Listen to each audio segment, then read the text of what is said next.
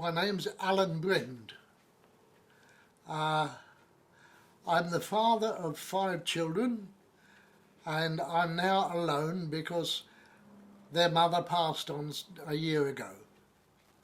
I worked all my life as a packaging fitter, and I've now retired on a reasonable pension, so I'm quite settled and looking forward to continue like this for some time.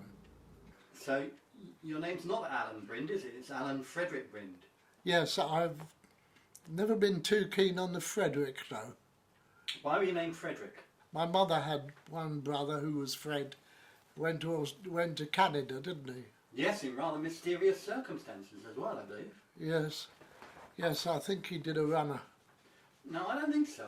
I think what happened was he was sort of drafted over there after the war. They forced him to go to Canada because there wasn't enough work in Norfolk.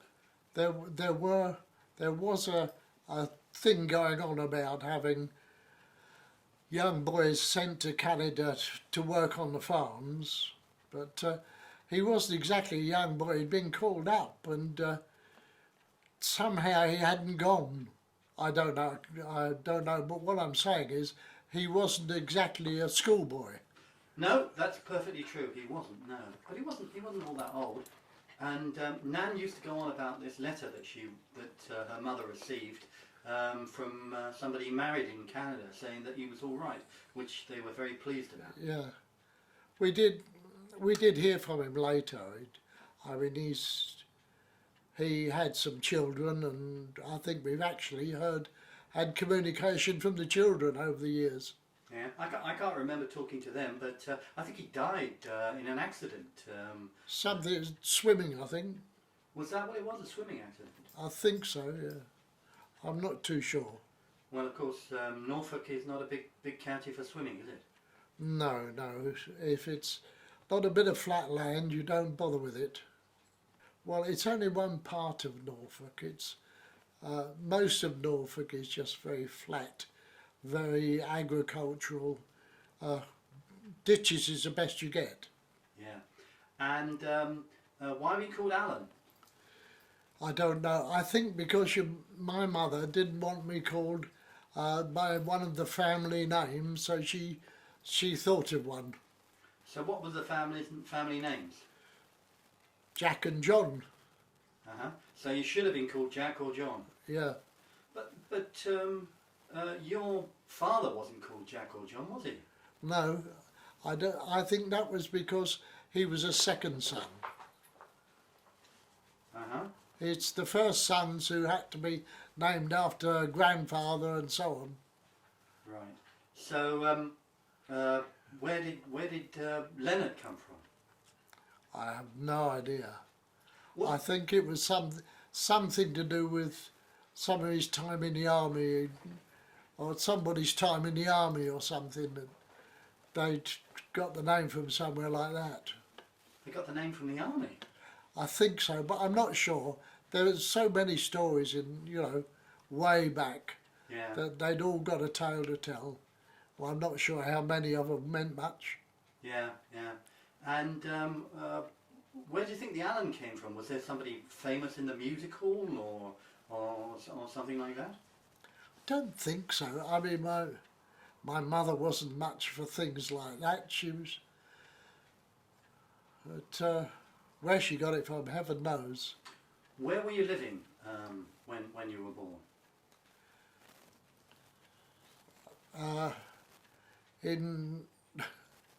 We were living in West Norwood. We were living in, I can't think of the name of the road, but we were living in West Norwood. Knowles Road? No, Knowles Road, we didn't go there till I was about 9. Before that we lived at the top of the 59 Lansdowne Hill, and before that we lived in another place. When you were born we lived at 219, and I can't think of the name of the road, but when I was born we lived almost opposite the house we lived in when you were born. Uh-huh. So I don't know where I was born, Dad, but Tulse Hill or No, it was West Norwood. it was West Norwood. Yeah, I was born actually, talking of born, I was born in a nursing home in West Norwood, in Knights Hill. Why were you born in a nursing home? Well, I think it was something to do with my father being a civil servant, and there was they got some kind of a grant, I think. Yeah. So what sort of civil servant was your father? He worked for the post office when the when the post office was part of the civil service. Oh, the general post office was where the telephones were and the telegrams and of course savings accounts. I think he worked on the savings account. Oh really? He was actually a banker. Well, something like that. Because I mean, from what you told me, I thought he was a bookkeeper. Well, yeah, well, bookkeeper in a bank. Yeah. Bookkeeper. He was very good at adding up figures. Yeah. Well, he had natural sort of mathematical and musical ability. Yeah, I wish I'd got it. But you're kind of a more of a sort of a practical person. You get things, engineering things sort of done. Yeah, I understand them. Yeah, but you also actually manage to actually get things done by cutting corners or just find some way of making things work. Yeah, yeah, because I understand what they're about. I don't. It's not just you just don't do it that way because the last bloke did. You work it out for yourself. Yeah, and where did that skill come from? If it didn't come from your dad's side of the family, where did that come from? I don't know. I think I just picked it up as I went along. Yeah, and I was when packaging machines started to come in, I was fascinated by them because I'd been in many factories where the girls were doing the job with their hands, and then in came a machine that did the job in exactly the same way. Oh, sorry about that. well, look, The machine did it in the same way that the girls have been doing it, but you know, and there was a machine doing that, and it fascinated me. Yeah, but Well, when I first started in packaging, I started installing automatic weighing machines, and then the weight went into an open packet, and the girls folded the bag in like that. You see, thumbs, fingers, so it was an envelope fold, glued down, and then later on, somebody made a machine that went like that, and I was fascinated because I was there when they first bought the first packaging machines in. Before that, the girls had been taking the full cartons, folding them in like that, so that was an envelope fold glued down, then they turn them upside down.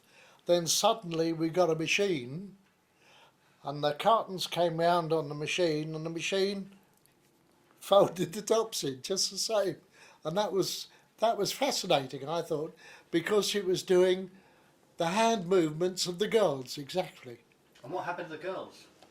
So the poor bloody girls got the sack, a lot of them. Some of them stayed and ran the machines, but where you needed 500 before, you only needed a dozen. Yeah, could we just Well, most of the girls were no longer required. Some of them were trained. I helped to train them to run the machines, but the majority of girls, of course, the jobs were no longer there for them. They were, you know, it took, if it was a big machine, it took 3 or 4 girls on it. And then the finished cartons would have to go into a bigger box, and so that was another machine with 2 or 3 girls, and and eventually the box would be stacked on a pallet and the pallets would be taken away, so there were still jobs, but nowhere near as many as before. It was what made it pay to buy the machines. You could buy, in those days, an automatic weigher would have cost you £300 or £400 installed, and the girls earned £5 or £6 a week. So by having the automatic machine, you not only fill the cartons a lot quicker, but you put less product in, because when you're using a scale, you've got to put enough in to turn the scale. So if it's a pound weight, it's more than a pound to turn it. But once you get an automatic machine, you don't need the turning bit. So it saved lots of money on product, and of course it saved a lot of money on the amount of girls needed to pack. And didn't that make you feel guilty, Dad? No, not really. It seemed to me that this was how things were.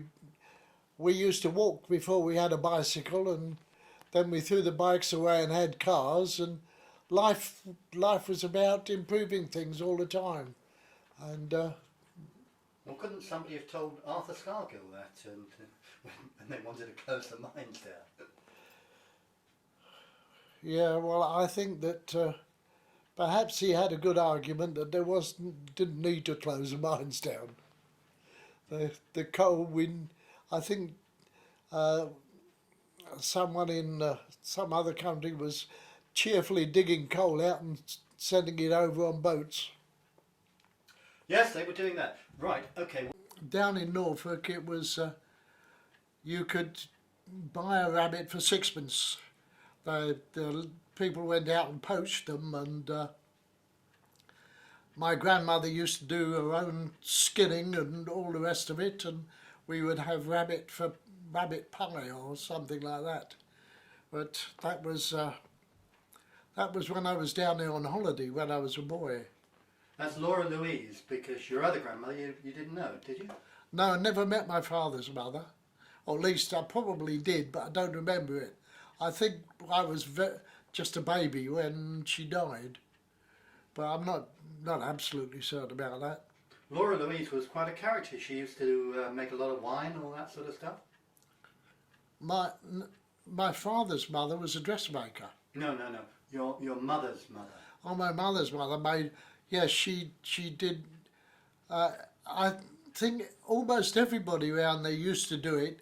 That everything that was useful had to be used, so that the hedgerows were gone round for blackberries and sloes and things like that, and they were made into wine, and you didn't want to drink too much of it, otherwise you fell over a lot. Well, she used to do something quite extraordinary, which was put in fortifiers, meat and stuff like that. Yeah. Yes, she used to think it fed it. Well, it does. I mean, it's a very good thing. It's just that it's a quite a complicated reaction, and sometimes you can produce some kind of wood alcohol and things like that, which are really, really dangerous, kill everybody. Yes, well, she knew what she was doing. Of course, there was a problem. My Uncle Arthur Victor's father, he liked his booze.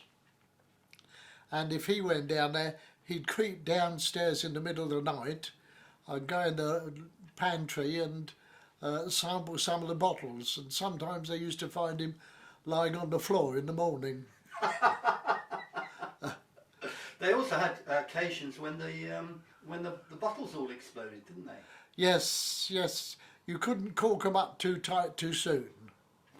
And was that spectacular when they all went? No, not really. I mean, you got used to the idea. So when you went down there, you saw sort of rabbits in the butchers for sixpence a time? No. where my grandmother lived, there was only one shop, but they didn't sell rabbits. If you wanted a rabbit, you got one of the local lads to catch one, and you paid him a tanner for it. Uh-huh. And you didn't catch rabbits yourself then? No, I'm a bit squeamish, I think. Uh-huh. Was there none of the Huttons who would do that sort of thing? Well, there weren't many Huttons about really. There was one of my older aunts lived in Banham itself, which was some way away, some miles, and she was married and had a family. But apart from her, there wasn't anyone else apart from my grandmother. Well, I remember my grandfather, but he had a chair by the chimney and he just sat. He had a rupture and it sort of stopped him doing much. Yeah. And have you ever had a rupture? No, I've survived fairly well, thanks. So it's not something that's genetic? No, I don't think so. I think that he worked in the brickfields, and I think that it was carting those heavy weights about. They worked on some kind of a bonus, and so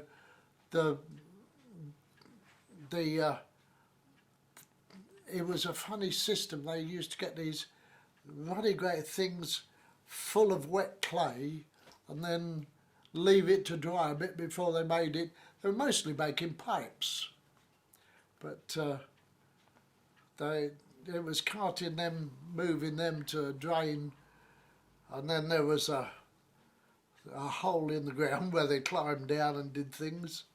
So horrific business for people to do by hand. But I don't remember him doing it.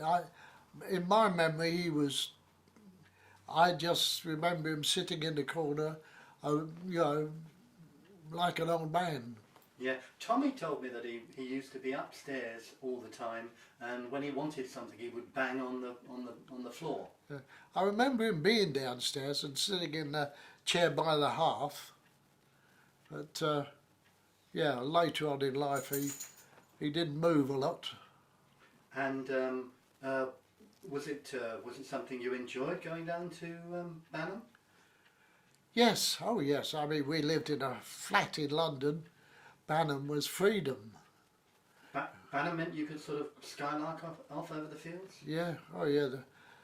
You were supposed to stay on the footpaths because I used to tell you the farmer will shoot you, but well, we wandered all over the place. I mean, there was lovely spots and woods and all sorts of things where you could go. And I mean, later on, you joined the Royal Zoological Society and did some work for the zoo. Is that what started you off on that track, do you think? Yes, well, when I came back to London and met up with my pals, John, we got back into what we'd always done as kids. We used to collect butterflies and things like that and catch lizards and all the rest of it. Even when we were young, we'd always enjoyed doing that. Bloody hard to catch lizards in South London, Dad. Oh, you'd be surprised what you can get on Streatham Common. And birds' eggs as well? No, we didn't go in for birds' eggs very much. I suppose we didn't really look to destroy things. We just wanted to know about them. What sort of food did you eat when you went down there? Usually it was dumplings and pies, and she had an open hearth with a top on it that you could put kettles and things on, and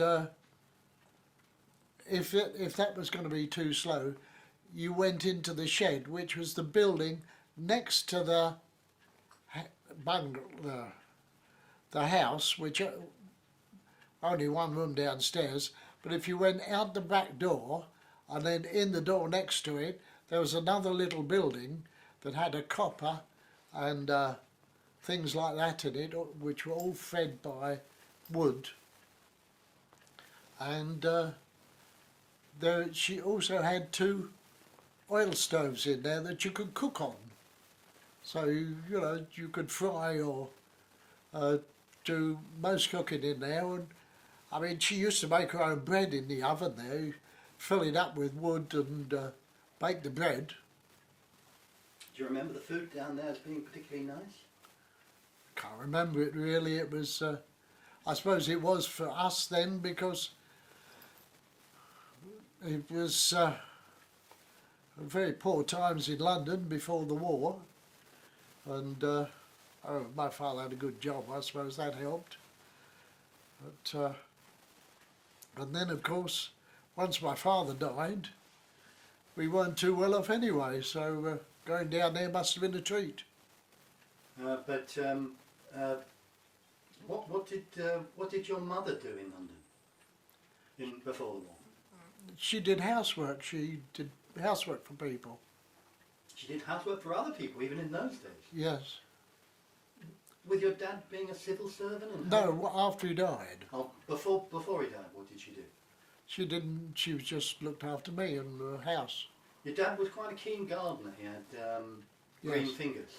Yes, yes. It's why we moved into Knowles Road, was because it was the first house he had that had a proper garden that he could, get into. Did he teach you anything about gardening? I don't think so, because he didn't live very long in Knowles Road. He soon died. He used to take a lot of photographs. Yes, sort of box brownie type photographs. Yeah, And black and white. Colour was quite rare in those days. He was a great photography enthusiast, was he? Not really. I think he was. Every new technology that was coming along, he was interested in. He made us a wireless at one stage. Things like that. He was quite a clever bloke. I don't know why I didn't inherit it. Well, you like making gadgets as well. You're very much into buying new gadgets and anything you can get from a Sunday market that's interesting, anything slightly technological, you'll always go for it, won't you? Oh yes, I do like technology, I must admit. I'm fascinated by new things, always have been. Yeah. And I mean, how did your parents spend their leisure time? Well,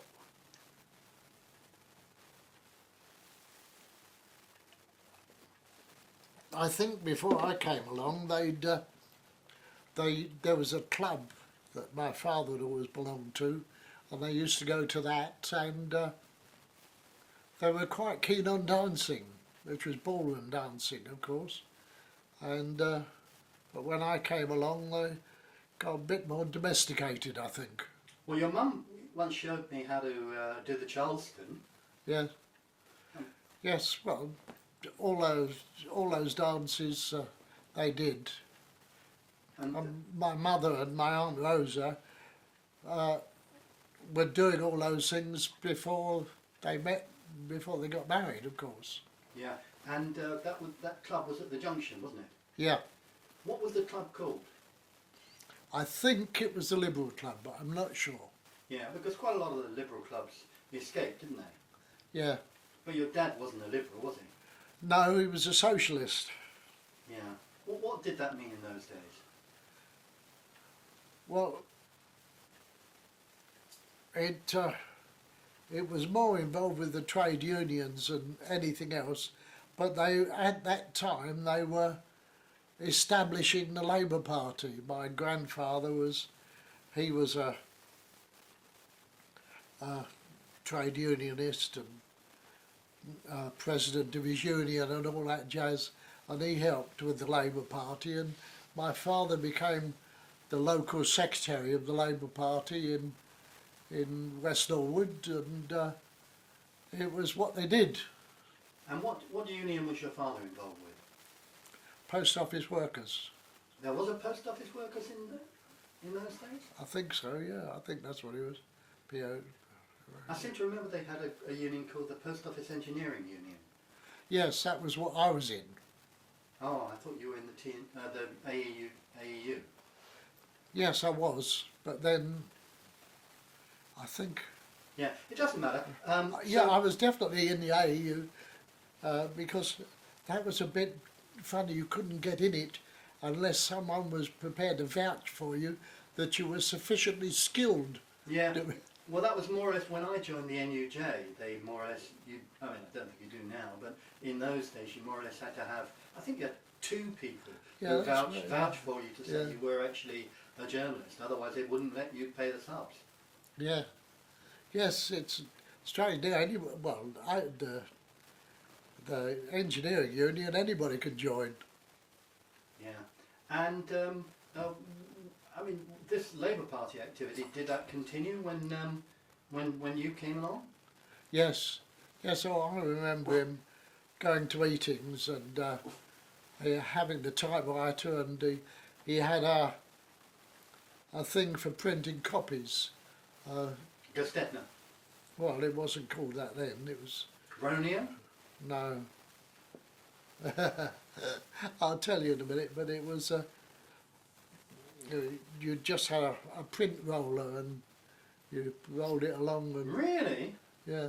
Oh, so you got a kind of stencil, and you Yeah. put the stencil on the plate, You and did. then you rolled the individual copies. Yeah. That must have been incredibly laborious. Yeah, but you see, you typed a copy with your typewriter that cut the stencil. You had to do that with Gestetners and Ronios as well, Dad. Yeah, and then you just made however many copies you wanted. Yeah, I bet it didn't last long. It would have torn quite quickly, I reckon.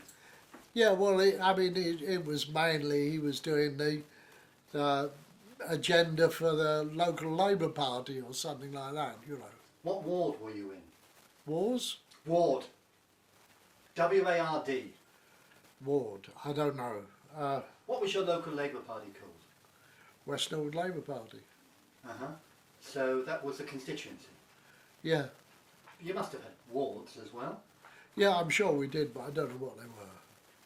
And what did your father do in the Labour Party? Well, he was the secretary. Yeah, but he must have done things. Must have run campaigns and. Oh yes, he did everything except stand for council himself. He was for some reason he couldn't do that. He couldn't speak in public. Yeah, well, there is a rule now. I don't know what the rules were like then, but there is a rule now which says that if you're a civil servant and you get above a certain grade, you're not allowed to be involved in party politics. Yeah, I don't think it was that, because as I remember it, I don't think he said it to me, but as I remember it, his one wish was that I could talk in public, because he hadn't been able to. As he found it difficult to speak, in front of an audience. Oh, you mean he was stage fright, or he just couldn't? Yeah. Couldn't. Well, he just got to do it a bit. That's all. I mean, everybody thinks it's going to be like that when you do it for the first time, but after you do it for a while. I never did. Well, I did when I first did it.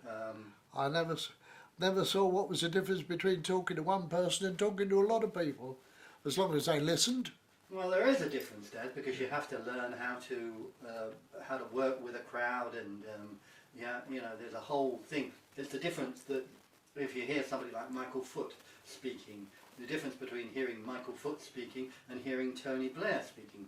Tony Blair couldn't do it, but Michael Foot was a wonderful speaker, and I heard him speak for like a couple of hours, and he keeps you on the edge of your, because he knows how to do it. He knows how to work the crowd. I don't think I did too bad. Yeah, I'm sure you did, but public speaking is a technique you have to learn. Yeah, oh well, I must have learned it sometime or other, because I've done an awful lot of it. Yes, well, that's how you learn it. You learn it by doing a lot of it. Practice makes perfect. Yeah. Well, not everybody. I mean, some people don't have the gift for it. They never get to be any good at it. But your dad never did it. No, he would work his socks off for the Labour Party, but he wouldn't become a councillor, and he couldn't, because he couldn't stand up and speak in public.